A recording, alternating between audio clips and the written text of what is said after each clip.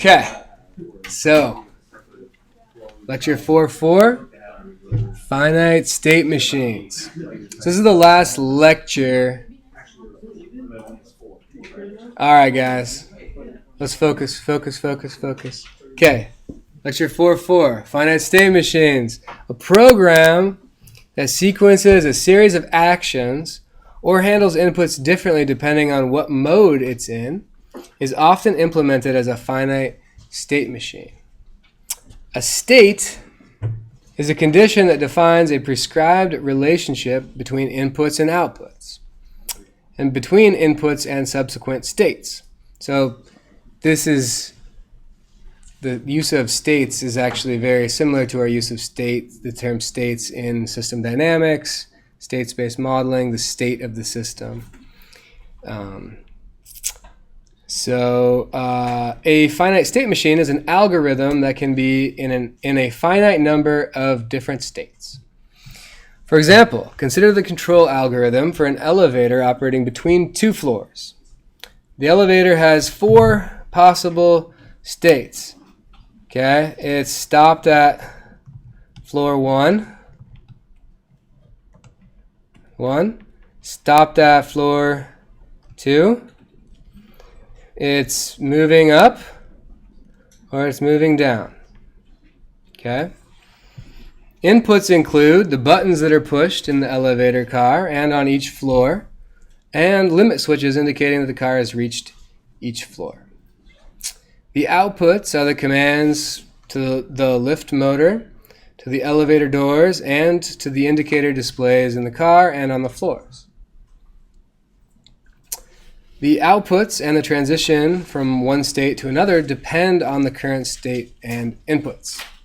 So that's how it goes from one to the next.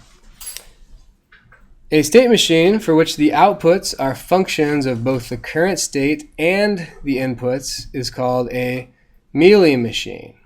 And that's what we're going to be looking at.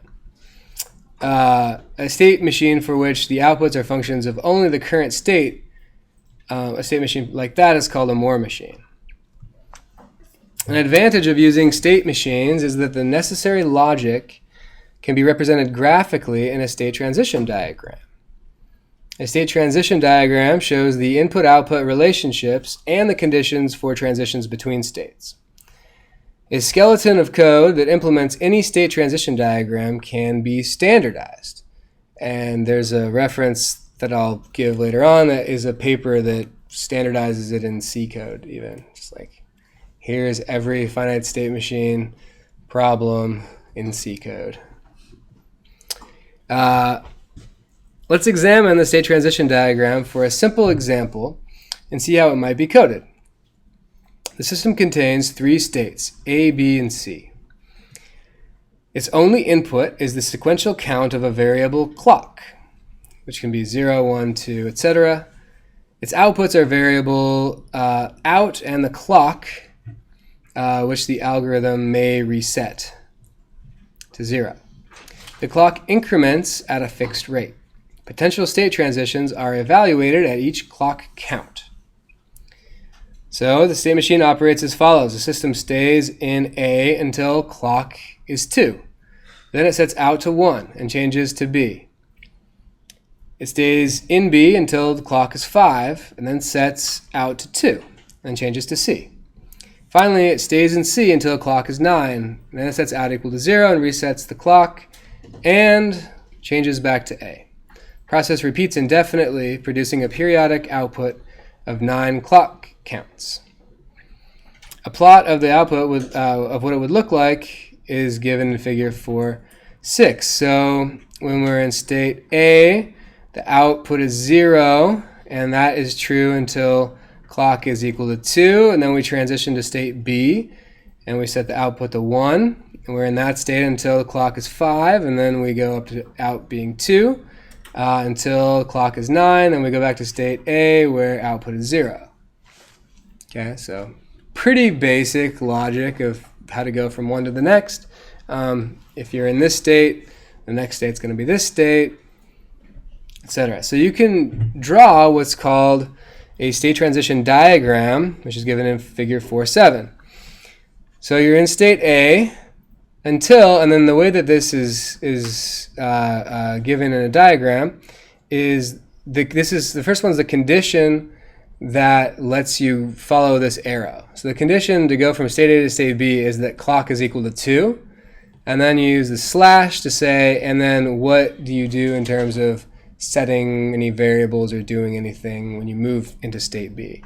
In our case, when the clock is equal to 2, we assign the output, we assign 1 to the output, and we are in state B then with 1 as the output until its condition's met, which is clock equal to 5, its transition condition, and then we set output to 2, which it is until state C detects that it's in clock is equal to 9, and then it changes the clock to 0, changes the output to 0, and goes back to, of course, state A.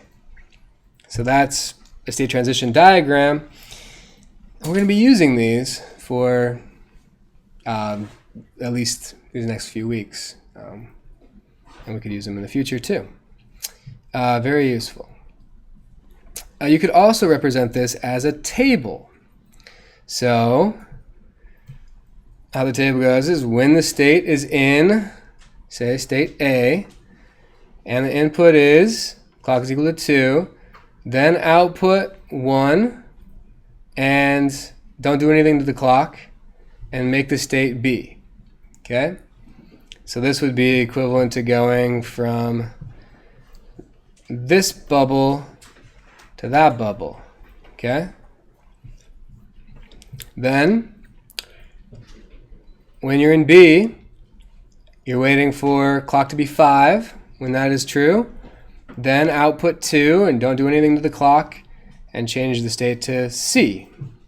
So that's this transition. And then finally, you guessed it, we're going to go from C when clock is 9. We're going to output 0. We're going to change the clock to 0, and we're going to change to state A, which corresponds to this state transition. So you can do it as a diagram, you can do it as a table. The diagram is nice. It's a good way to get a feel for the finite state machine. The table is nice when you're doing the programming and you're like, okay, when I'm in this state, what do I need to do as my condition? And then you look in this column and then you say, okay, what should I do at that point? What should I output? Then do these things, and then what's the next state? This. So it's kind of nice when you're programming up the actual code to have a table reference. So it helps you keep things straight. Okay. How can this be efficiently coded? The listing on the following page illustrates one possibility, and that's the reference to the paper that gives you the general method. You will need to study this code carefully. Be sure you understand all the C constructs. Some of them are tricky. So I will just kind of give us a little bit of an introduction here. We look at the prototypes here, state A, state B, state C, initialize the state machine, and wait. So those are the functions that we're going to be defining in this code. So we'll define an enumerated type for states. So state A is 0, state B is the next one, which is 1, state C is the next one, which is 2.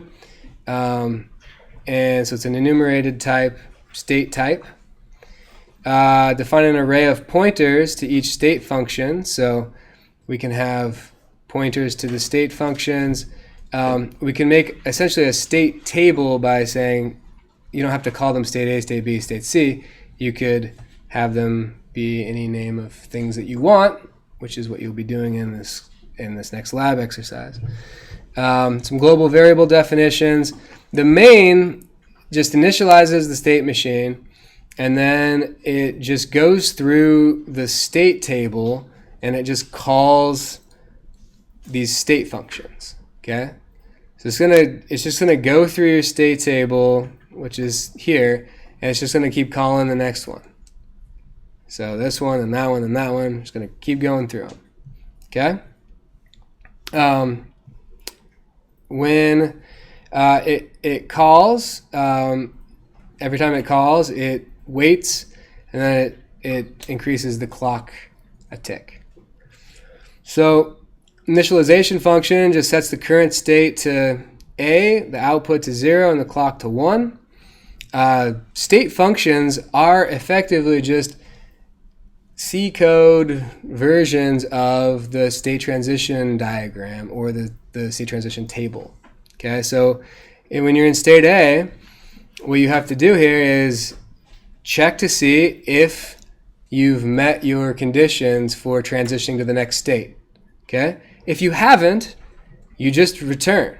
Okay, so it's just every time it's called, it's just checking to see, hey, have I met the conditions for transitioning? And if the answer is no, it just returns back to main. Main waits a fixed time interval, and it just increases the clock count and goes back. Yeah. So the values for the state A or B is like 0 and 1? Yes. We've given them nice names, but yeah. You could also use in just any number to represent them if you wanted to. But it's nice to have the state A. So current state is state A out of 0. So this is what happens at the very beginning. So first is going to go to state A, and it's going to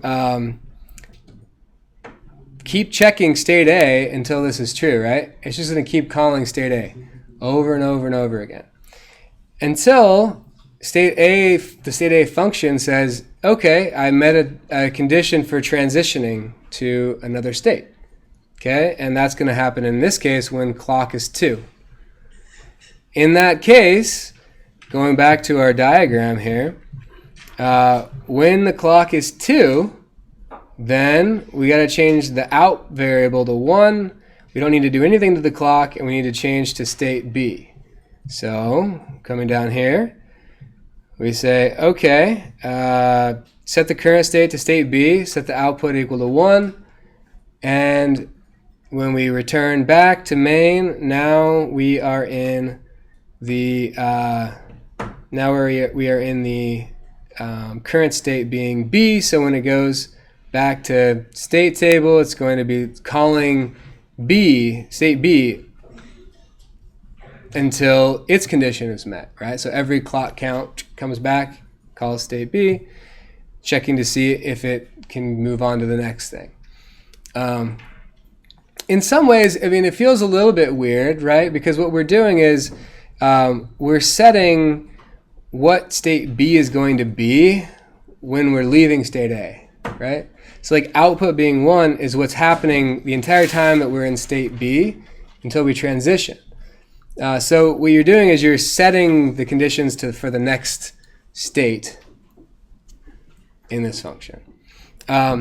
It's the reason that we're doing that instead of what would feel a little bit more logical is, oh, just go to state B, and then in state B, you can in state B do a set, output equal to 1. So like output should be 1 when you're in state B. You could do like an initialization here. The way that it's recommended to do it in the literature on like what's the most efficient way to do finite state machines is to set it in the preceding function state. Yeah. So instead of like just using this function, can you also use like a switch? It's not as efficient to use a switch. So what you could be, what would be happening is, well, mostly why is that your logic would get really big. Okay, so you'd be checking a bunch of things every time, like if this is true and this is true and this is true and this was your last state and this was that, then this is the situation. So it becomes a big level of if statements. But then what's even worse is that it's really hard to keep track of what's happening in a complicated system. This is a system with 3 states. It's pretty basic. But if you got to a system that had 100 states or 1,000 states, then it'd be really hard. But this actually scales nicely. You can keep each state function separate. Whenever you have more states, you just add one to the table and then write your function. So it keeps things. It's one of those things that you have to be. It's difficult to design complicated systems that don't have really bad bugs in them. So this is one way to keep from some of those bad states that your system could be in. It's not perfect, but it's one way that we like use to help design them. Yeah, it's sort of like keeping track of, the design parameters that you've been using and what the requirements are and all that. It's like it's hard to do it. You have to have some sort of system for it. So yeah, so that's so each of these states. So when you're in state B, once the clock is equal to 5, you set the current state to state C, set the output to 2, and then you'll be calling state C until, and when you have to set the clock equal to 0 when the clock is 9, and the output to 0, and go back to state A. So this scales well, and that's kind of the main reason why we use it, to keep track of things. It's relatively efficient in terms of execution time, and it's also a good way to keep track of your design. Okay, finite state machine. It's pretty cool. I like them. All right, I hope you do too.